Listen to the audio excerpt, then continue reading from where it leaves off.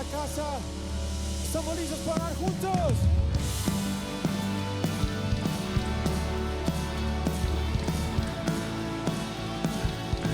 Vamos, que escuchen las voces. El cielo cuenta de tus obras, poesía escrita por ti. Estelas de misericordia, todas apuntan a ti. Si me encuentro perdido, sé que puedo encontrar. Vamos, si la iglesia está viva, declara con fe que te escuche. Mis ojos a los montes, te veré, radiante como el sol, seguiré el brillo de tu gracia, porque sé que tú sigues siendo Dios, tú sigues siendo Dios.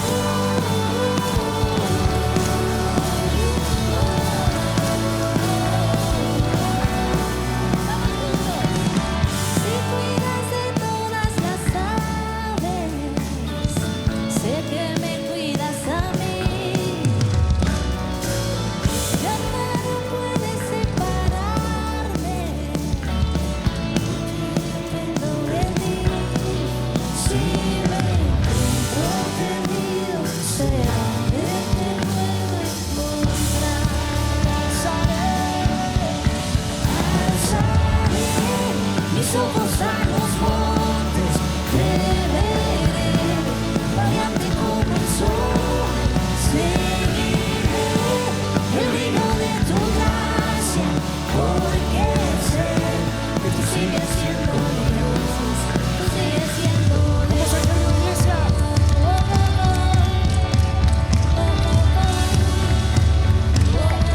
Es que escuchen las voces juntos.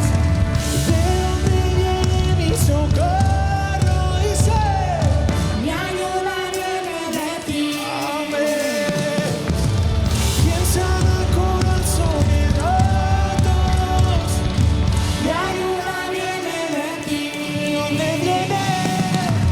¿De dónde viene mi socorro? Mi ayuda viene de ti. ¿Quién sana corazones rotos?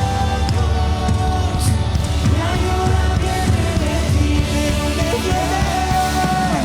¿De dónde viene mi esperanza? Mi ayuda viene de ti. ¿Quién da descanso para el alma?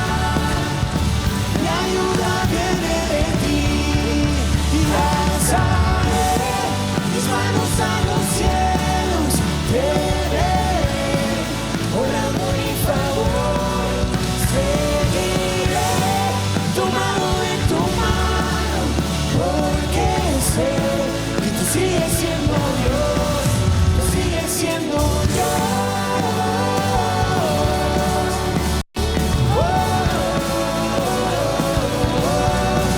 Tú sigues siendo Dios.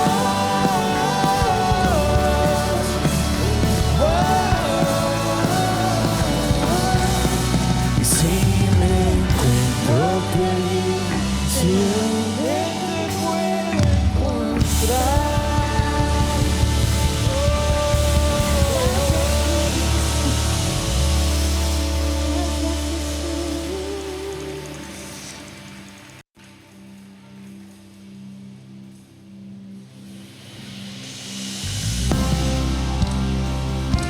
Y en esta mañana te cantamos con todo nuestro corazón. Y te damos gracias por esa muestra tan grande de amor. Vamos juntos. Al ver el cielo en su esplendor, lo que en tu mano dibujó, solo queda preguntar ¿qué viste en la humanidad? No tenemos nada para entregar, pero alzamos nuestra voz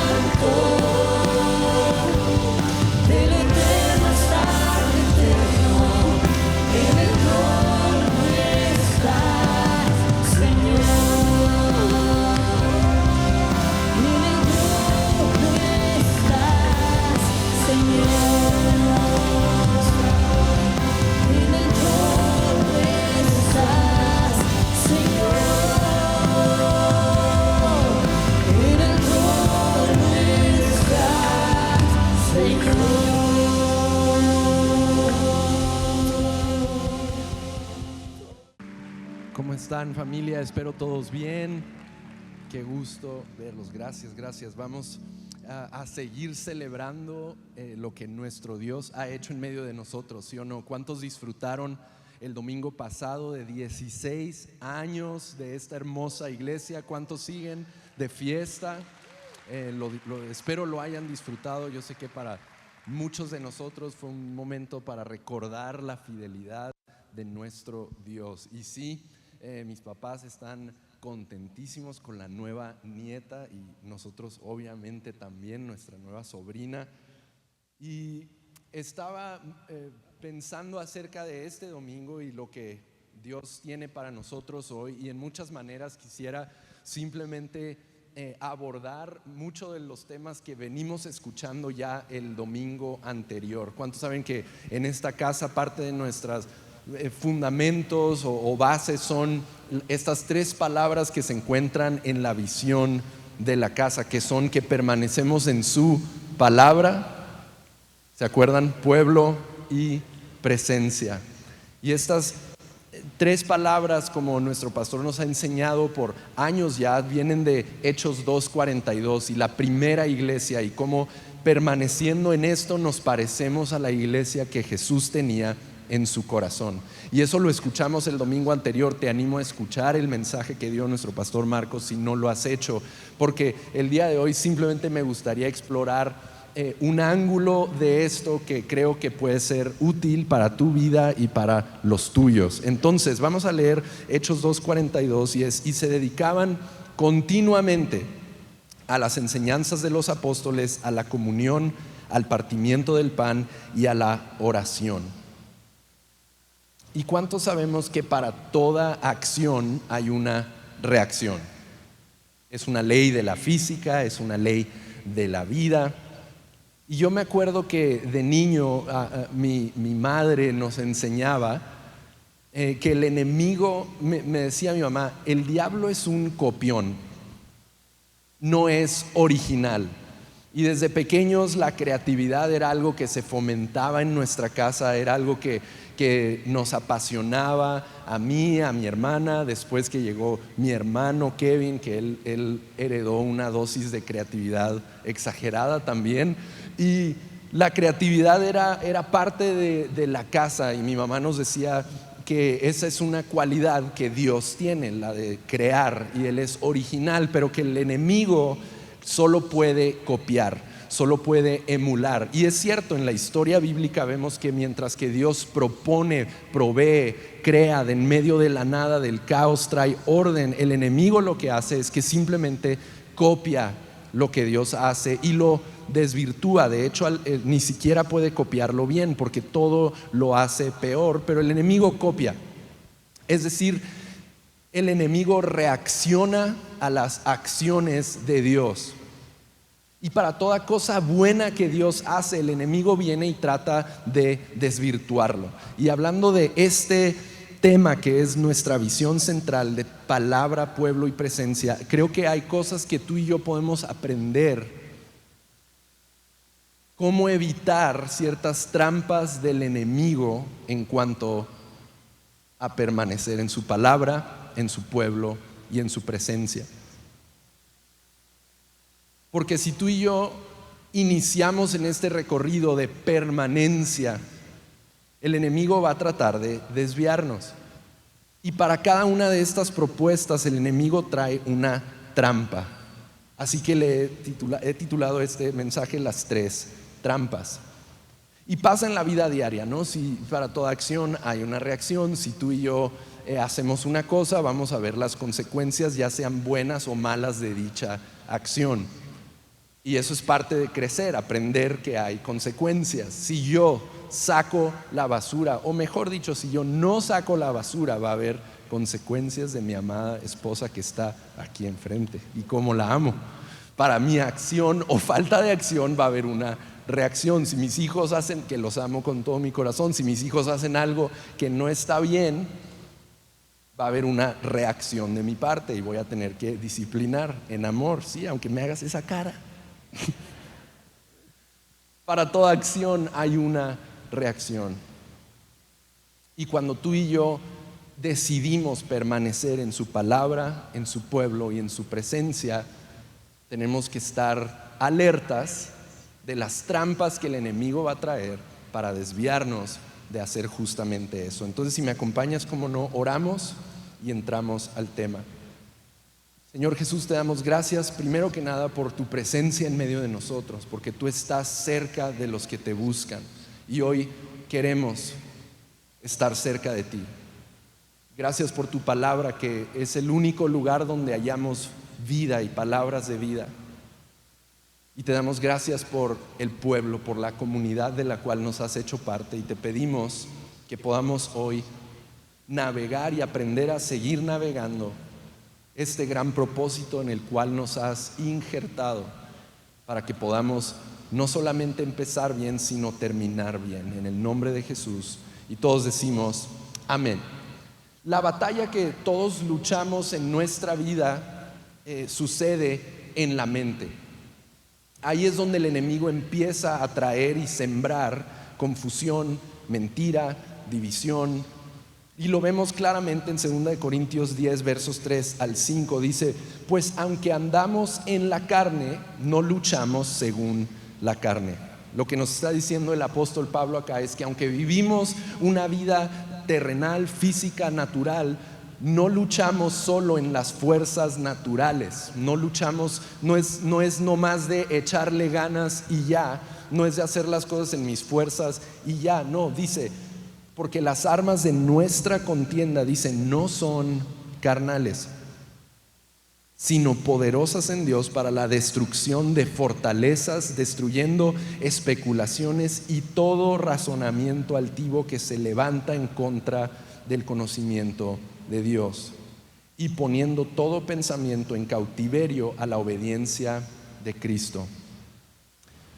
El apóstol Pablo nos está enseñando algo, y es que, como te decía, no luchamos solamente en nuestras fuerzas naturales. Dios nos ha dado herramientas para luchar contra lo que hace el enemigo. Lo que es muy interesante es que lo que hace el enemigo acá, si te fijas, son cosas en la mente, destruyendo, dice, especulaciones y todo razonamiento altivo que se levanta en contra del conocimiento de Dios, y poniendo todo pensamiento en cautiverio a la obediencia de Cristo. El primer lugar en el cual el enemigo va a intentar desviarte de permanecer en su palabra, en su pueblo y su presencia, va a ser con ideas, con pensamientos. ¿Cuántos se acuerdan de la película de Inception? Toda esa película se trata de que si pones un pensamiento en la vida de alguien, su vida puede cambiar.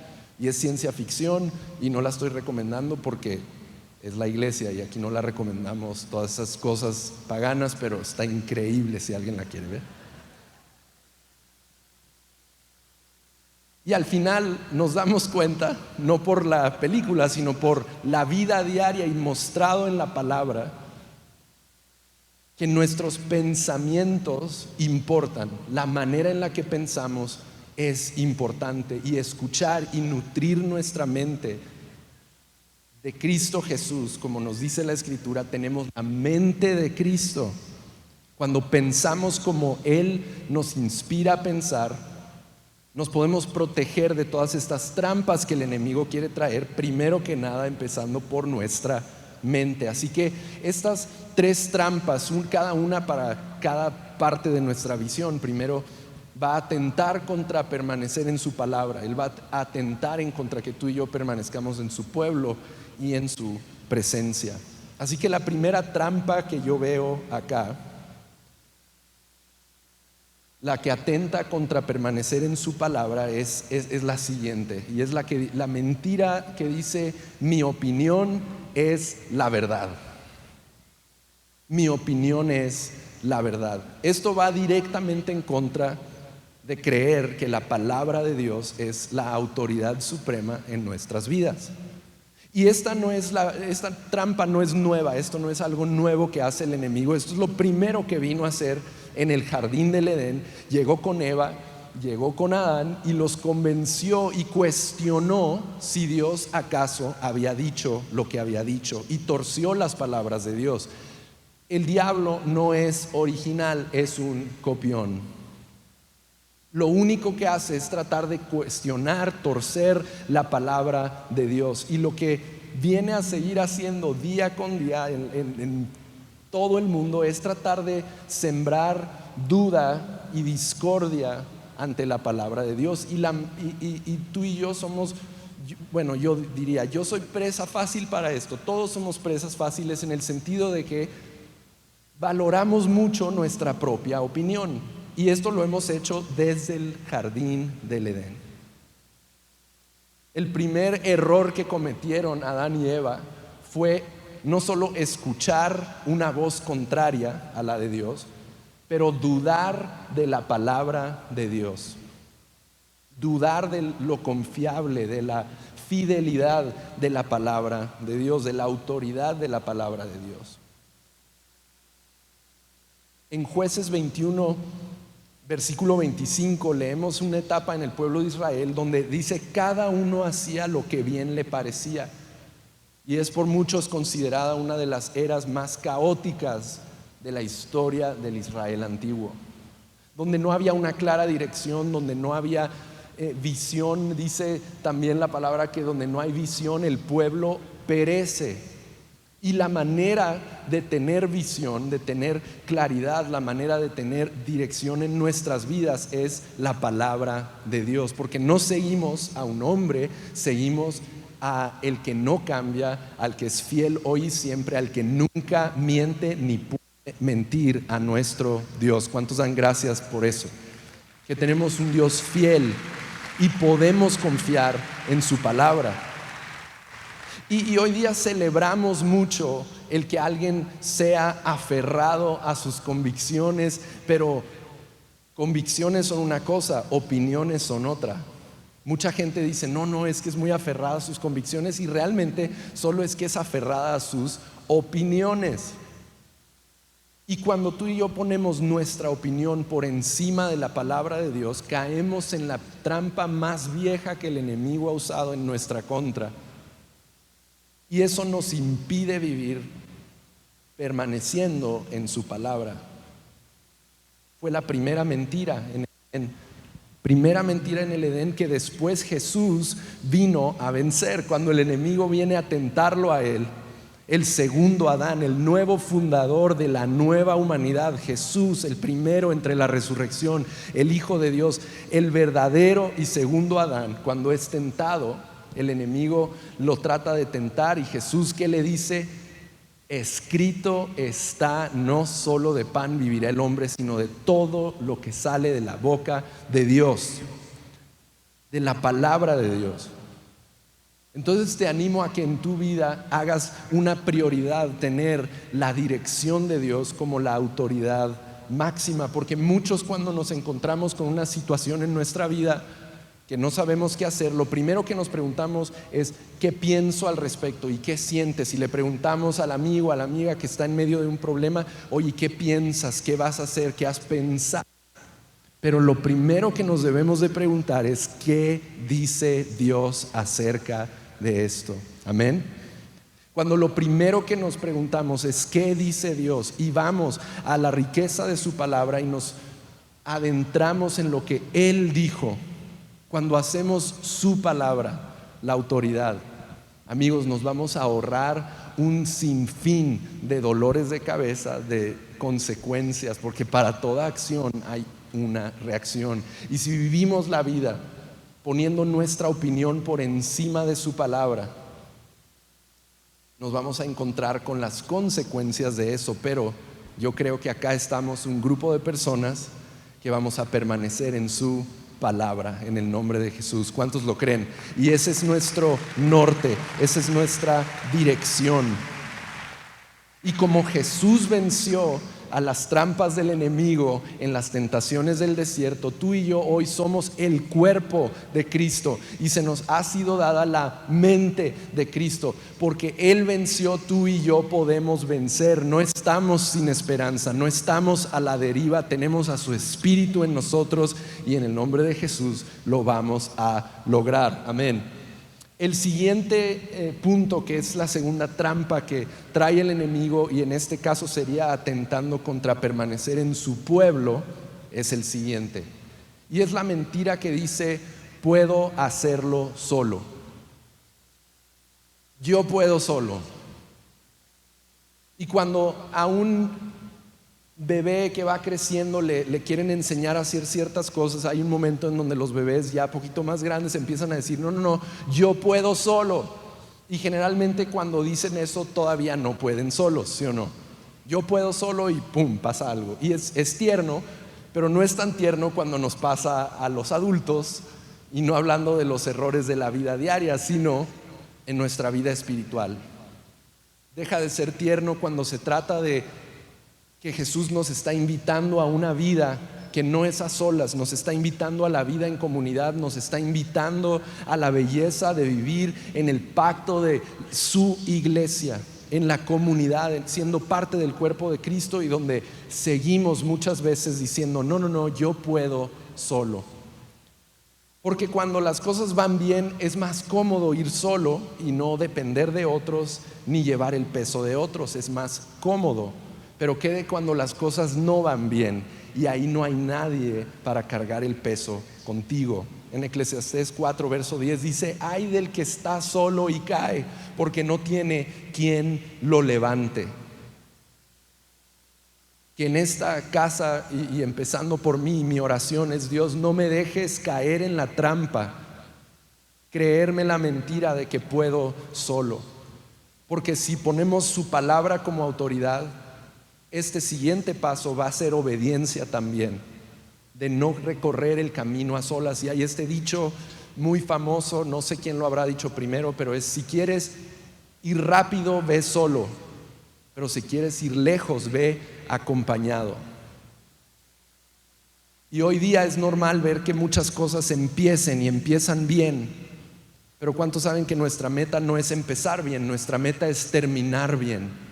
Algo que es más raro y más raro cada vez, mientras héroes y personas celebradas caen de izquierda a derecha en todos lados. Yo quiero que mi meta personal, y cómo no, que sea parte de lo que vivimos en este lugar, nuestra meta no solo es ir rápido, es terminar bien en el nombre de Jesús.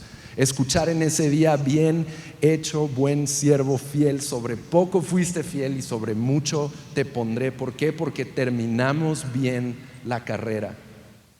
No sé tú, pero yo quiero terminar bien. ¿Cuántos dicen: yo quiero terminar bien? Quiero que mi historia no termine en derrota. Quiero que mi historia termine en constancia, en fidelidad, en haber corrido bien la carrera. Porque la cultura igualmente celebra el individualismo. La cultura celebra que alguien pueda solo, y dices: mira, esa persona nadie le ayudó y lo logró. Y qué bueno que haya historias de perseverancia, pero no por eso tu historia y la mía tiene que ser una de soledad. Al final, si Dios nos instruyó a hacer esto, tenemos que obedecer. Desde Génesis 2 vemos en la creación Dios diciendo: no es bueno que el hombre esté solo, y algunos solteros dijeron amén. Pero más allá de encontrar una pareja, esta es una verdad acerca de la humanidad. No es bueno que vivamos a solas. Esta vida fue hecha para vivirla en comunidad. Y Gálatas 6 verso 2 dice: lleven los unos las cargas de los otros. Vamos a ver este versículo de cerca porque es fascinante. Lleven los unos las cargas de los otros y cumplan así la ley de Cristo. Aquí estamos viendo los dos principios de palabra y pueblo en un solo versículo. Carguen las cargas de los otros, y así es como cumples la ley, la palabra de Cristo. Porque cuando a Jesús le preguntaron cuál es el resumen de la ley, dijo: amar a Dios y amar al prójimo. Entonces, ¿cómo cumplimos la ley de Cristo? Llevando las cargas de las personas que necesitan de nuestra ayuda el día de hoy. No dejando a nuestro familiar, amigo, hermano, colaborador sufrir a solas. A veces simplemente va a ser llorar con el que llora. A veces no tienes mucho más que ofrecer que tu presencia y acompañar a la persona. Amigos, eso es suficiente. No sé tú, pero a veces yo, cuando algo malo ha estado sucediendo, no necesito que alguien venga a resolverme la situación ni decirme qué hacer. A veces solo necesito que alguien esté conmigo ahí en el proceso. Tú y yo podemos hacer eso siempre, y no nos cuesta más que nuestro tiempo y nuestra disposición. Y yo creo que acá puede suceder, y como comunidad se ha visto a través de los años, y puede seguir siendo una característica de esta casa, que evitamos la trampa del enemigo de creer que podemos a solas y cargar juntos las cargas los unos de los otros. Y en tercer lugar, hay una tercera y creo que muy engañosa trampa del enemigo, que viene a atentar contra el principio de permanecer en su presencia. Permanecer en su presencia.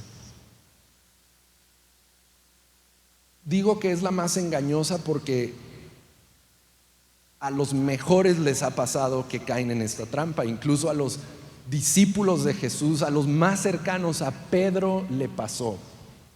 Y si le pasó a Pedro mientras Jesús estaba aquí en la tierra y era su maestro, ¿cuánto más no deberíamos de estar cuidadosos tú y yo de esto? Esta trampa es la que dice: puedo seguir a Jesús de lejos. De lejitos estoy bien. Fuimos a una feria con los niños y había una parte donde aterrizó un helicóptero, llegó y se fue y todos vieron el helicóptero, y cuando iba a llegar, para empezar, el ruido que hace es impresionante, el aire, todo eso, y de ahí nos pidieron alejarnos a cierta distancia, que luego yo dije, mejor vámonos más, de lejitos estamos bien, porque vuelan polvo, piedritas por todos lados, el ruido, y de lejitos estamos bien porque de aquí se ve muy bien y listo. Y a veces nos pasa eso con cosas en la vida, quizá tú por tu personalidad o diferentes cosas dices, no, yo de lejitos.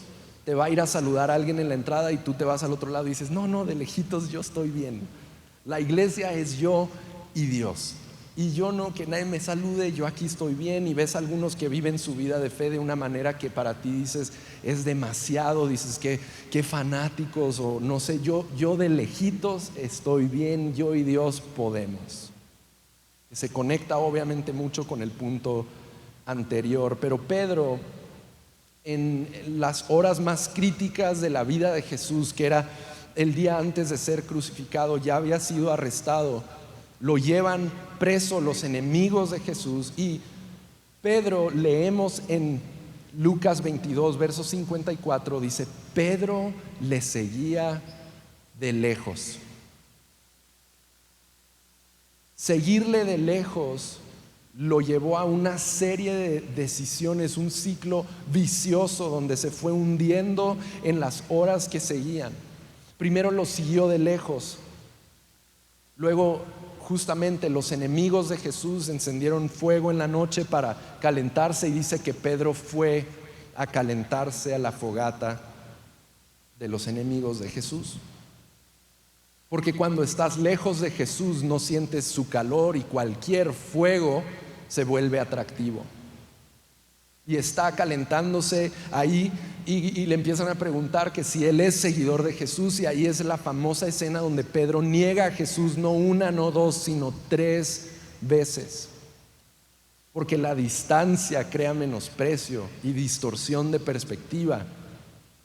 Siguiendo de lejos se le hizo fácil negar a Jesús. Y luego sucedió la cruz. No me puedo imaginar la culpabilidad que sentía Pedro al ver a Jesús en la cruz, sabiendo que las últimas palabras que él dijo acerca de él fueron negarlo. Seguir de lejos. Porque, amigos, de lejos parece que hay menos riesgo. Por eso Pedro no se acercaba. Había más riesgos de estar cerca de Jesús. De lejos parece haber menos riesgo, pero de lejos no ves su rostro. Y Jesús anhela que vivas una vida de cerca. Él anhela estar cerca, que puedas recostar tu cabeza sobre su pecho y escuchar sus latidos, conocer su corazón, doler por lo que le duele al corazón de Jesús cuando hay necesidad allá afuera, celebrar lo que Él celebra, una vida sin ego que se conecta al corazón de Jesús. Eso es lo que Él desea. ¿Cómo sabemos que eso es lo que Él desea?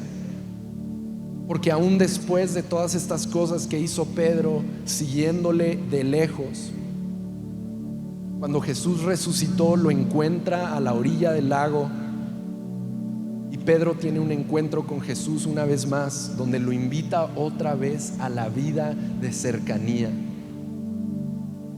La vida del discípulo es la que busca cercanía con Jesús.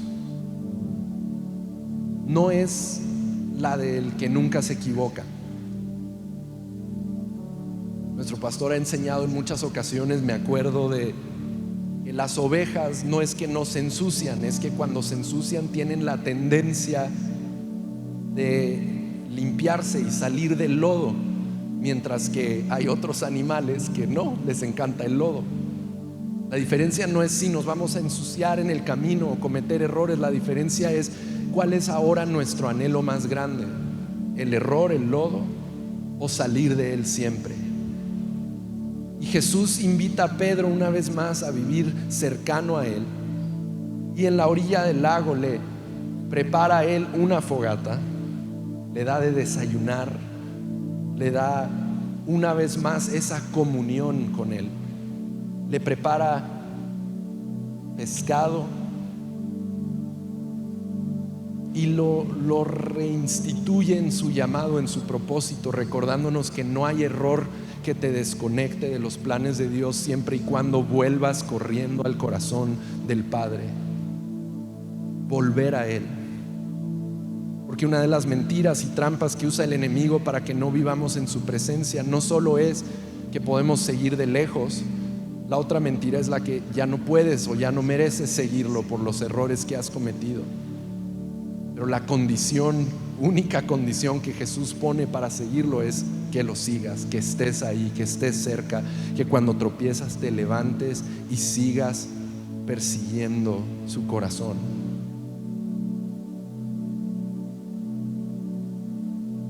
No me quiero conformar con la distancia. Quiero volver al fuego de su presencia. Si hay riesgo, está bien, pero ahí es donde veo su rostro, ahí es donde escucho su corazón. Y creo que para tu vida y mi vida, esta es la manera de permanecer, evitando las trampas del enemigo y acercándonos a Él. Ahora, ¿cómo permanecemos? Quiero terminar con este pasaje. Son dos pasajes. Primero quiero responder a la pregunta: ¿cómo se permanece? ¿Cómo se le hace para perseverar? Y la segunda y última pregunta sería: ¿qué beneficio tiene permanecer? ¿Cómo le hacemos para permanecer? Romanos 5 versos 3 al 5 dice: y no solo esto, sino que también nos gloriamos en las tribulaciones, sabiendo que la tribulación produce paciencia. En otras traducciones, perseverancia, permanencia, permanecer.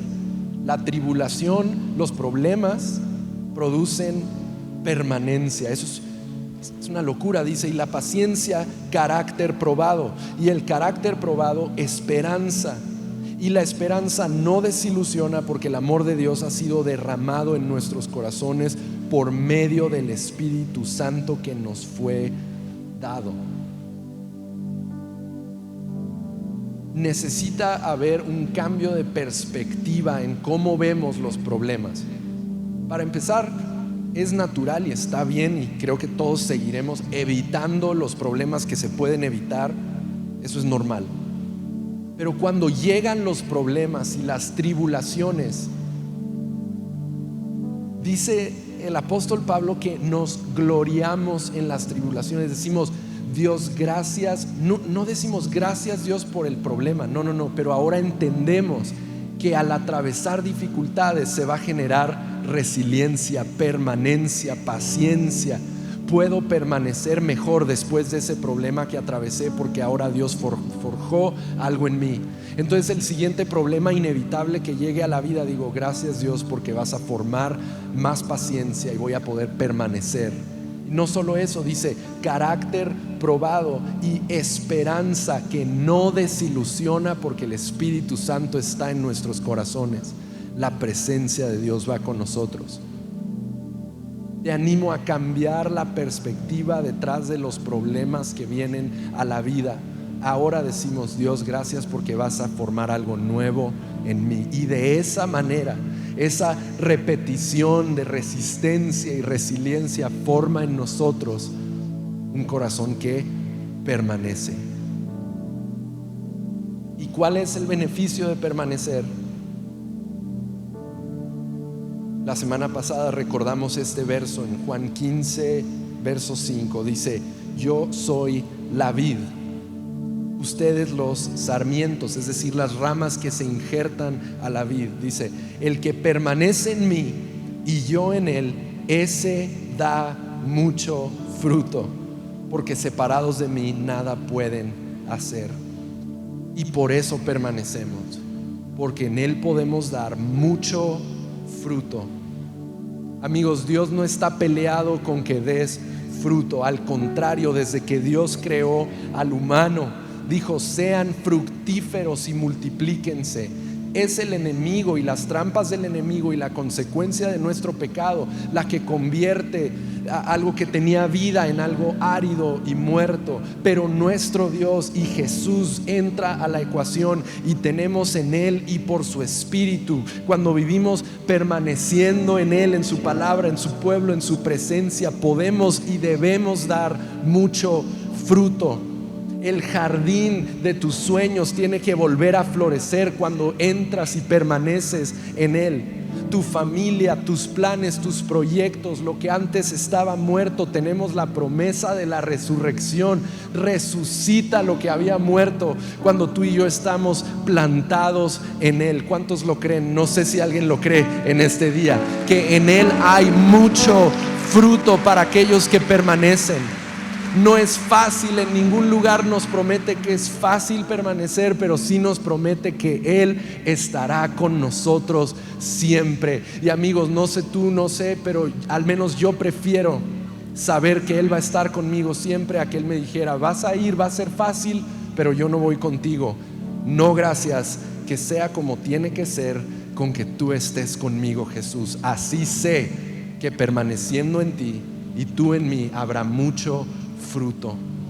Y eso buscamos, vidas que trascienden no en los estándares humanos del éxito, sino en los ojos de Dios, que Él vea fidelidad y que hay aquí un grupo de personas que decidimos no solo empezar bien, sino terminar bien en el nombre de Jesús.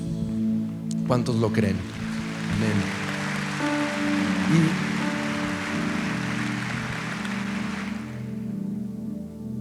Quizás es un momento en lo individual y a la vez congregacional, donde ahí si quieres cerrar tus ojos o conectar con Dios en la manera que menos te distraigas.